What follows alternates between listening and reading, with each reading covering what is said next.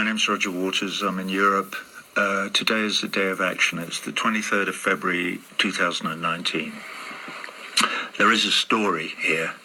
It's about Venezuela. In 1998, after the Venezuelan people democratically elected a socialist government, the government nationalized the oil industry.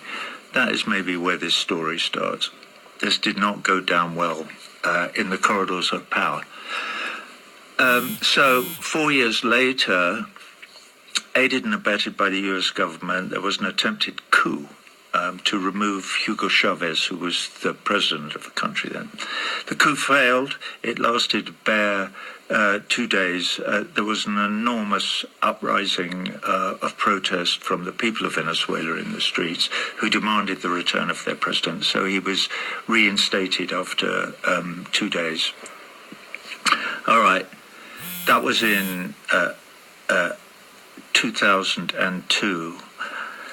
So what to do next? Well, what the United States did was they first Obama declared that Venezuela was a strategic threat to the United States, and they imposed economic sanctions and a blockade through banking systems of the country.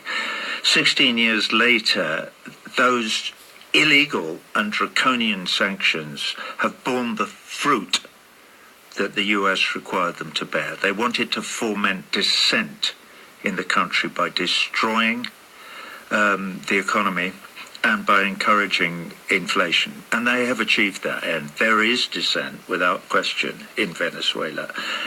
People are leaving Venezuela. Life is hardest in Venezuela, particularly for poor people. It's mainly because of the inflation. It's a lie that there's no food.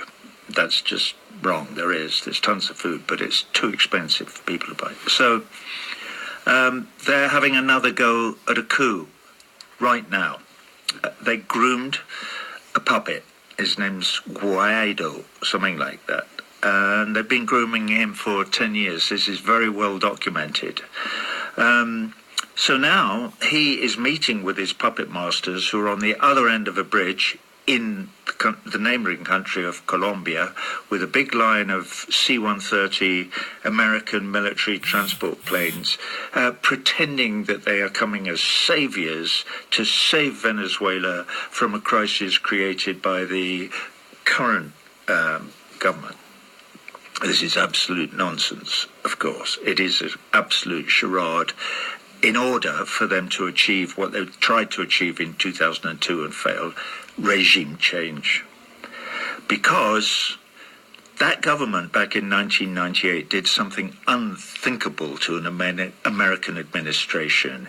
It took the revenue from the oil industry and distributed it to all the Venezuelan people in social programs, even the poor people. Horror, horror, horror. Giving money to poor people? Why? Anyway, I'm not digressing because this is the main thrust of why I'm speaking to you today. But I'm running out of time. I'm told I have to get on with it, so I will get on with it. I have a message for the puppet and for his masters from Washington, D.C. Hands off Venezuela. What you are doing is immoral and illegal. We support you, people of Venezuela, millions of us, all over the world, millions, despite what you might read in the newspapers. We love you. We wish you well. History will probably show that socialism in Venezuela was a light shining for the way we should possibly organize politics in the rest of the world. All right, so we're with you.